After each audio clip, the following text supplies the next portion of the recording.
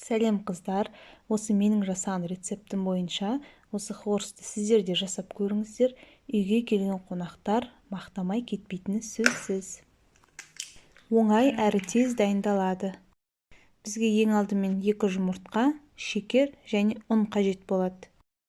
Жұмыртқаны жарып аламыз, содан кейін шекер қосып, жақсылап тұрып араластырып аламыз. Араластырып болғаннан кейін жаймендеп ұн қосып қолымызбен илейміз. Қамырымыз қолымызға жабыспауы керек. Дүкенде жұмыртқа әртүрлі болады. Үлкен, кіші, сол себептен қолға қамыр жабыспайтындай етіп ұнды қоса отырып, осылай жұмсақ қамыр илеп аламыз.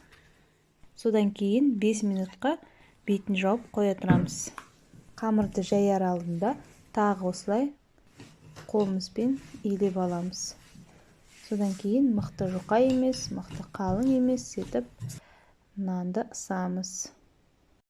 Мінекей, қамырымызды жайып алдық. Енді хворст кесетін пышағымызбен кесеміз. Жай пышақпен де кесуге болады. Газда қайнап тұрған майға осылай вилканың көмегімен айналдыра отырып қуырып аламыз. Екі бетін бірдей қылып сарғайғанша қуырамыз. Мінекей, ешқандай қиындығы жоқ.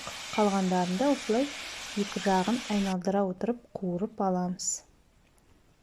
Сахарная пудрамен осылай әсемдеуге де болады. Шайларыңыз тәтті болсын.